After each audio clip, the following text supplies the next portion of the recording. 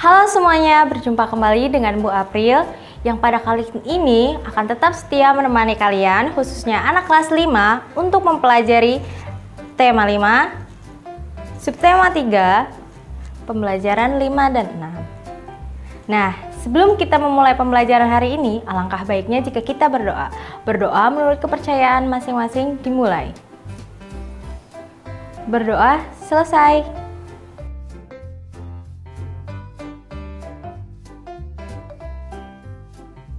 Kita harus tahu dulu tujuan pembelajaran hari ini adalah sebagai berikut.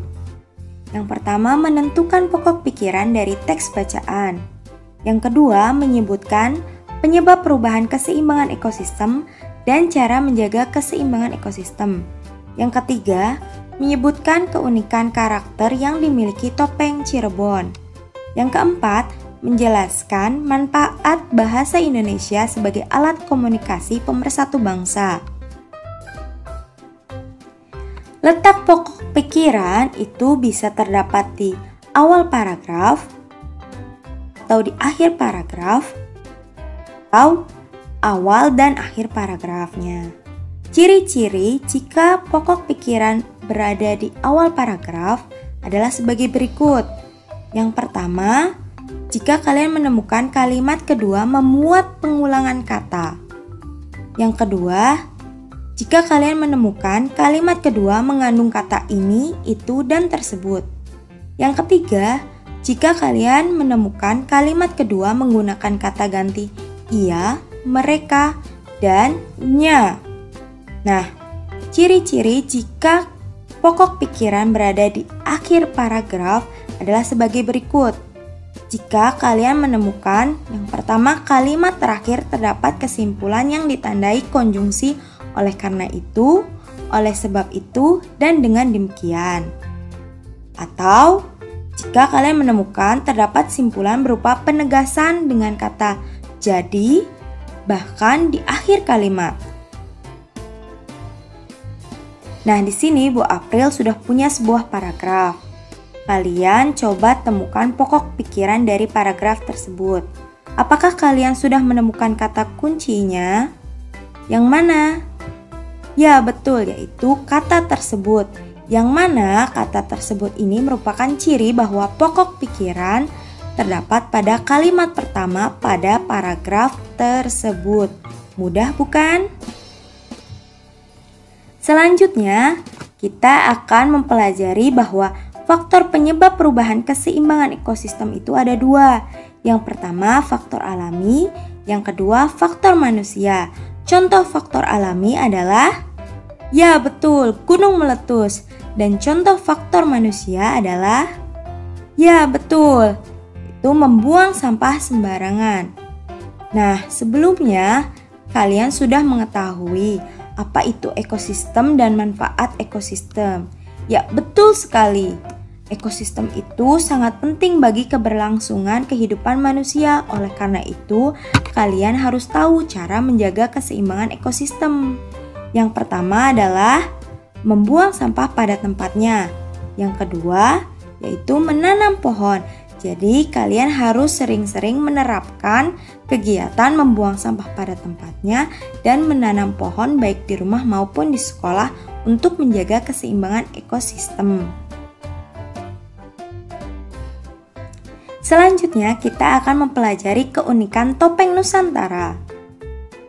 Topeng merupakan penutup wajah yang biasanya terbuat dari kayu, kertas, ataupun bahan lainnya.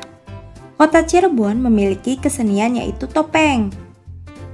Tari topeng mengisahkan cerita siklus karakter manusia yang diwakilkan dengan 5 topeng yang berbeda.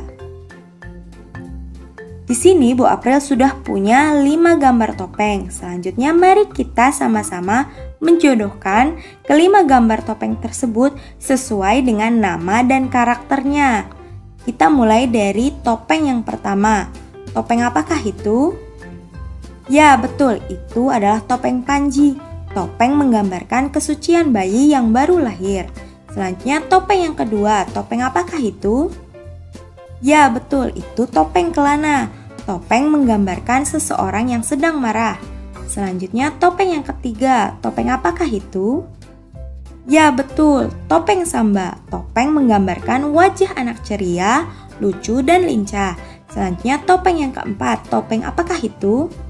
Ya, betul, topeng patih. Topeng menggambarkan kehidupan orang dewasa yang tegas. Selanjutnya topeng kelima, topeng apakah itu? Ya, betul, topeng rumyang. Topeng menggambarkan kehidupan seorang remaja. Wah, kalian pintar sekali ya. Jawaban kalian betul semua. Selanjutnya, mari kita bersama-sama membaca teks Sumpah Pemuda berikut ini. 1.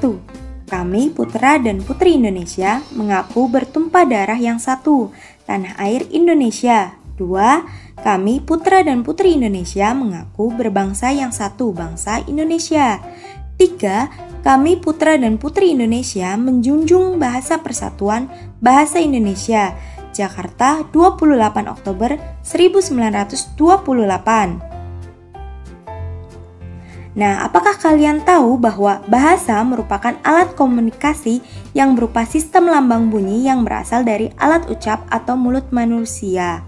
Kegiatan komunikasi merupakan kegiatan menyampaikan pesan dari penyampai pesan atau pembicara kepada penerima pesan atau pendengar. Kegiatan komunikasi dapat berjalan efektif jika si pembicara dan si pendengar sama-sama memahami bahasa. Negara Indonesia memiliki bahasa persatuan yaitu bahasa Indonesia. Hal ini sesuai dengan isi Sumpah Pemuda yang kita baca bersama-sama tadi. Bahasa persatuan ini dapat digunakan oleh seluruh masyarakat Indonesia sebagai alat pemersatu bangsa. Kesimpulan pembelajaran hari ini yang pertama adalah pokok pikiran adalah ide utama dari sebuah paragraf. 2. Pokok pikiran bisa terletak di awal paragraf, di akhir paragraf, atau awal dan akhir paragraf. 3. Faktor penyebab perubahan keseimbangan ekosistem ada 2, yaitu faktor alami dan faktor manusia. 4. Cara menjaga keseimbangan lingkungan diantaranya menanam pohon atau membuang sampah pada tempatnya. 5. Topeng Cirebon memiliki beberapa jenis diantaranya yaitu panji, samba, rumyang, patih, dan kelana. 6. Bahasa Indonesia merupakan alat komunikasi dan alat pemersatu bangsa Indonesia sebagaimana yang tercantum dalam Sumpah Pemuda.